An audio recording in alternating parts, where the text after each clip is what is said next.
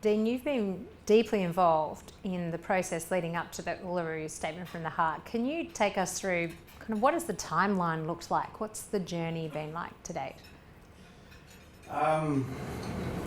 Look, we can talk about recognition, Indigenous constitutional recognition for decades, and we can talk about the call for a voice similarly for 100, 200 years. The really important thing to understand about Uluru is that it's part of a continuum. Nothing of what we did, nothing of what Auntie Pat and Megan and Noel and everybody else that was involved in this was new.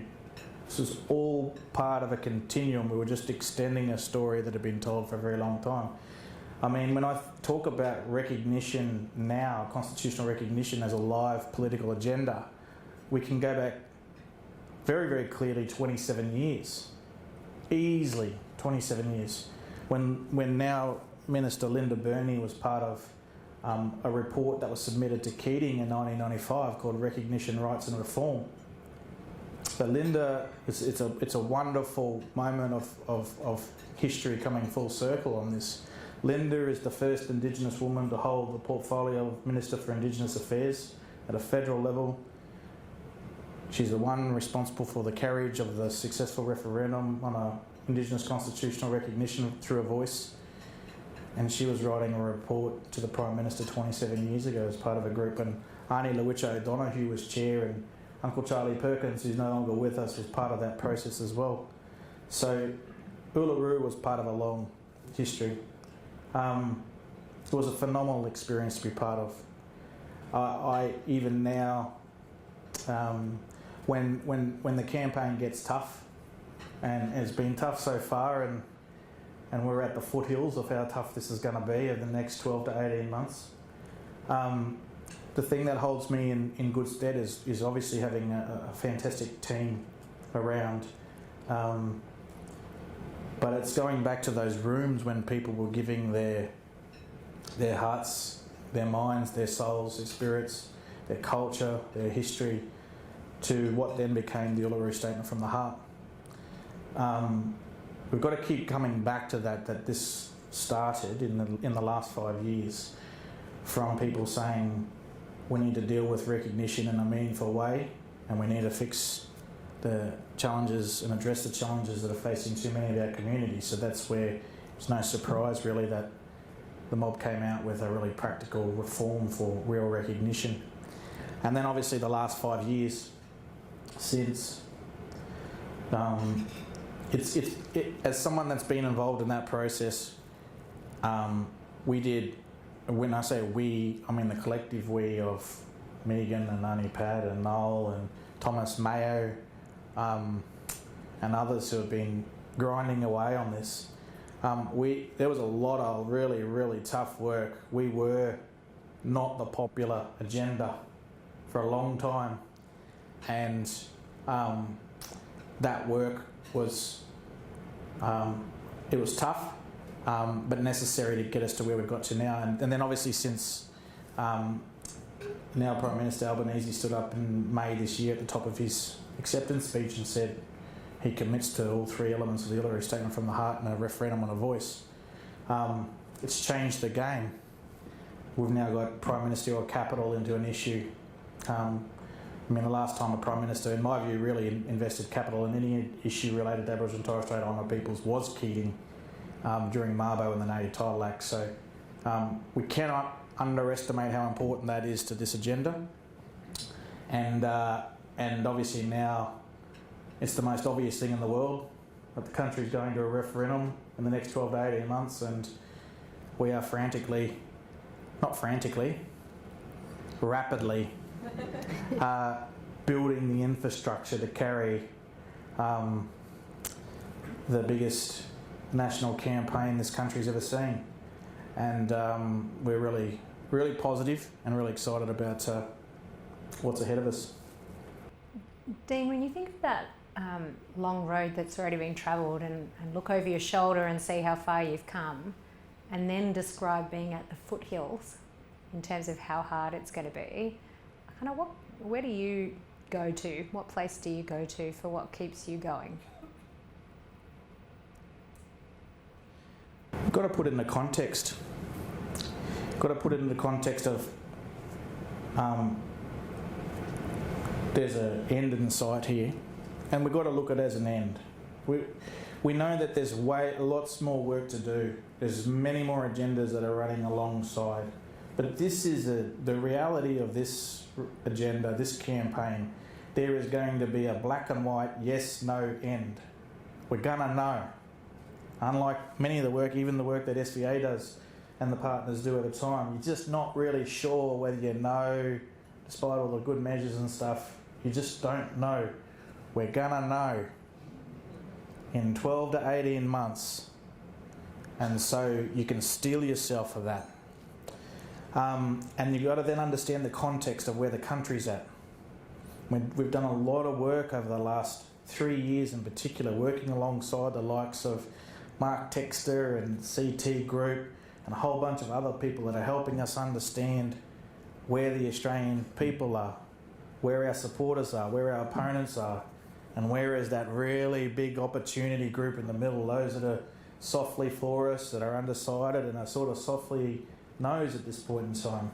We're getting better at knowing exactly where they are, and so we're very clear on the goal, we're very clear on the time frame, we're increasingly clear on where the opportunity spaces are, and we're building very rapidly, as I say, the team and the infrastructure and the machinery to pull this off. Increasingly, I'm going to my team. The broader campaign team of people that are doing the hard work to push this along, because we've got some fabulous people that are involved in that, and they're generating an enormous amount of confidence. So it's very exciting. You can only look at this as a matter of privilege to be in a position, all of us that are involved in this, that you don't get this shot very often. There's a huge weight of responsibility, don't get me wrong. I feel that very acutely. We all do. But that is absolutely matched, at least matched, if not bettered, by the sense of what we can achieve here together. So I think that's how I think about this next little period of time. Tell us more about constitutional recognition. What does that look like for Aboriginal and Torres Strait Islander people? Well, it's through the voice. As I said, we've been talking about constitutional recognition for a very long time, and it's a very simple concept. We've got to be very aware. We've got to be very smart, a bit savvy about this. There's a lot of effort, not a lot, there's some effort that's trying to make this more complicated and more challenging than it actually is. Don't be distracted. Understand this is very simple. Very simple concept. Recognition of Aboriginal and Torres Strait Islander peoples as the first peoples of this country. It's not a statement of politics, it's not a statement of morality, it's not an argument, it's a fact. Right? 65,000 years of history. Oldest continuous culture on earth. A very simple recognition of that in the Australian Constitution.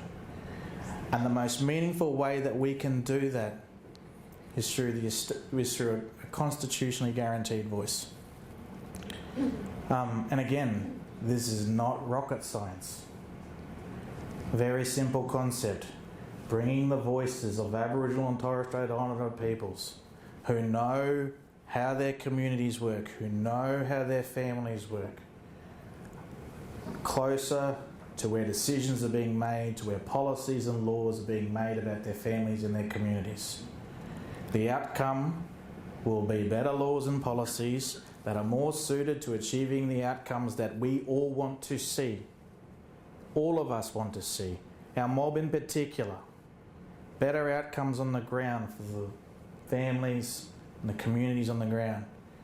And we're going to get better value for taxpayer spend on this. And I can guarantee you, throughout the dialogues, everyone talks about the amount of money that's spent on Indigenous affairs. I mean, it's It's a misleading number that gets touted about $33 or $34 billion. The accounting on it's quite creative. But I can guarantee you that the people who most want to see better impact for that spend is Aboriginal and Torres Strait Islander peoples. We want greater accountability for the outcomes on the ground. So real recognition, very simple concept, and we do that through a practical means, through a voice. We get the symbolism and we get the practical change. This is a very, very good deal for the nation. Lots of people don't agree with you though, and the media loves painting the diversity of opinions of Aboriginal and Torres Strait Islanders, and folks who are out there might wonder, well, if you mob can't agree, then should we go to a referendum? Is this going to work? Is this the right order? And for organisations and for individuals, I'd be interested in what your advice is on responding to different opinions. At a barbecue, in your organisation, on your board, in your advisory committee, when you're reading the newspaper, watching the news. Yeah, a couple of things. You've already been invited. You've got an open invitation sitting in front of every single one of you. Can't be outsourced to the government, this decision. The invitation is not to them. It's to every single one of you and your families and your communities and your workplaces. It's up to you to decide how you wish to respond to that invitation. That's the first thing. You don't need another invitation. You don't need to seek permission from anybody else. It's already there. And I say this for a couple of reasons. We have a problem in the way that we categorise Aboriginal and Torres Strait Islander peoples. We just sort of roll off the tongue, yeah, multiple nations, multiple language groups, huge diversity, no one size fits all. But this country cannot, or large parts of the country, large parts I think of more cynically minded people, can't then break away from this idea that a difference of opinion between Aboriginal and Torres Strait Islander peoples is immediately classed as division. It's just conflated immediately. We're not allowed to have differences of opinions without being told we are a divided people. Everybody else creates institutions to deal with that difference of opinion. We have parliaments, senates and political parties and think tanks and a whole bunch of institutions in recognition of the fact that people and communities and societies have differences of opinion. And that's part of a healthy society, it's part of a healthy nation. But for us, it's a sign of bad health, it's division. So let's just cut through that. Let's just burst the bubble.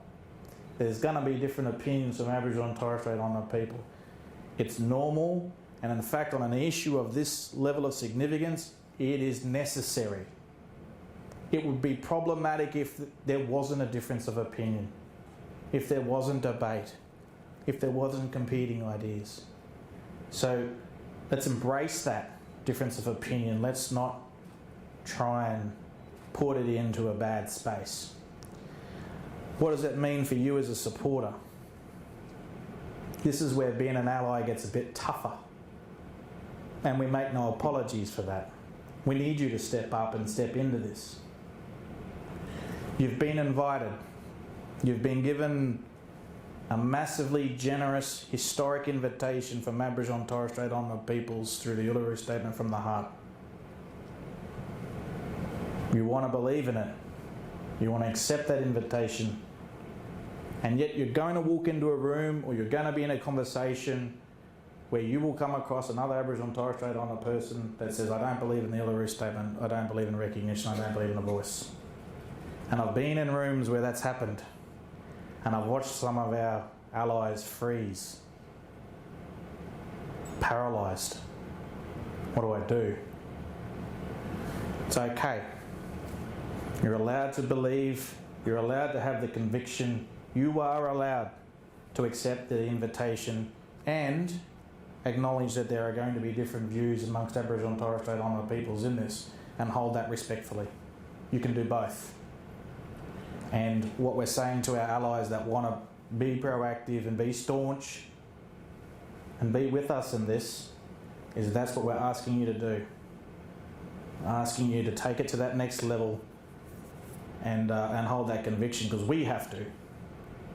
I have to deal with the fact that there are my own people that disagree with me on this, and that's okay, because I know where this has come from. I know that the invitation is there, and that this is something that we can hold in and amongst some of those different opinions.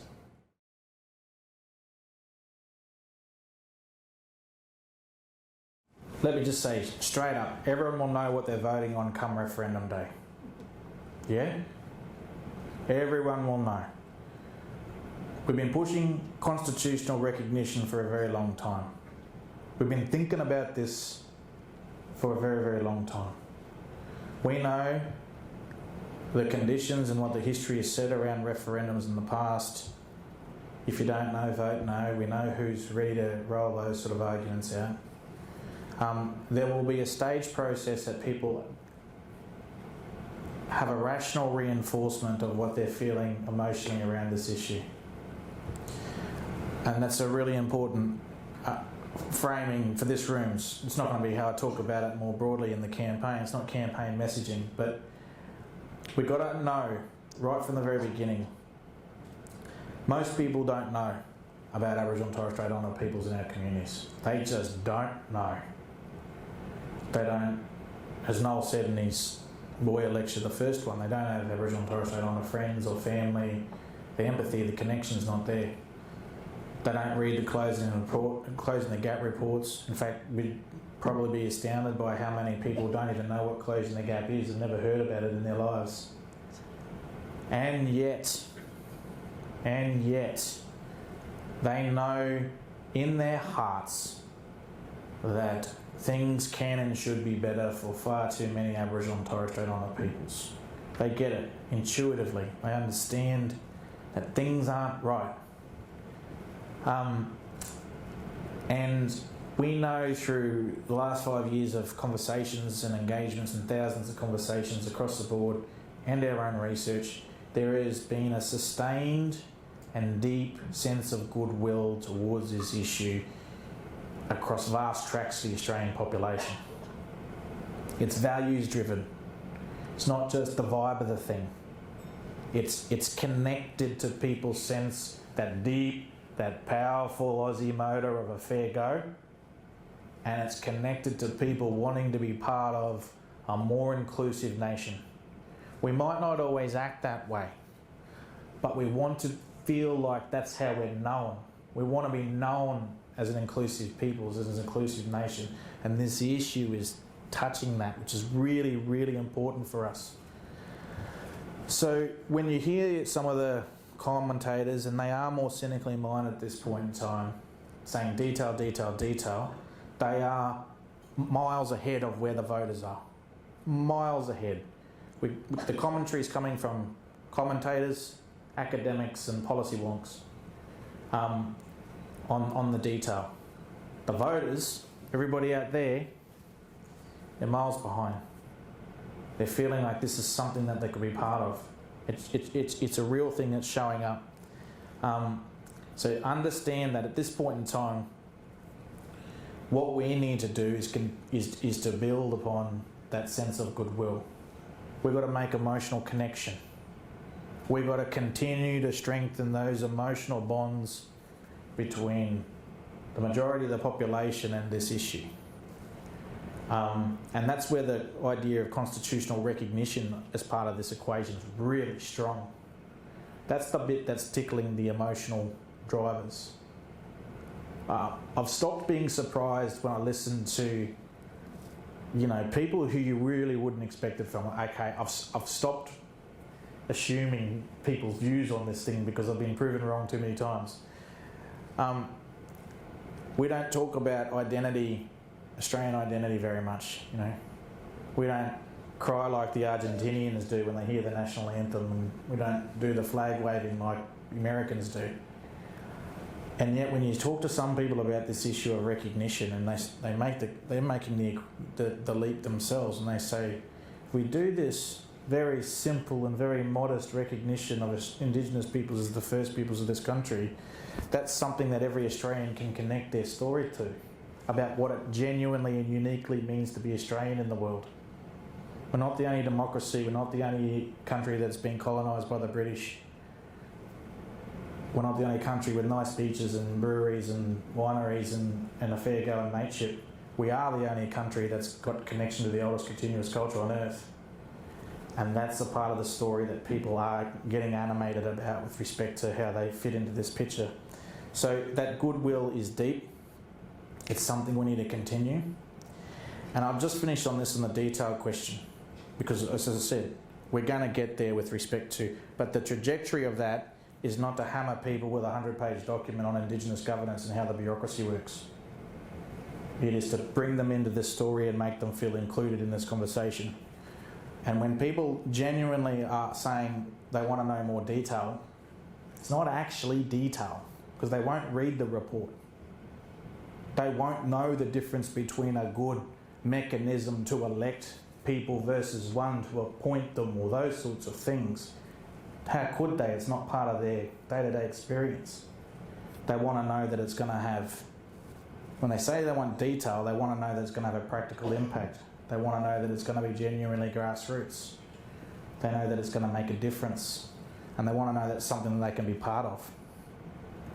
I'm oversimplifying a little bit, but also we've got to, as I said before, avoid overcomplicating it, because detail's not the answer. We'll have to get to the point where there's enough rational reinforcement that people will be able to trust that feeling that they have in their hearts that this is just the right thing to do. Thanks, Dean. Thank you.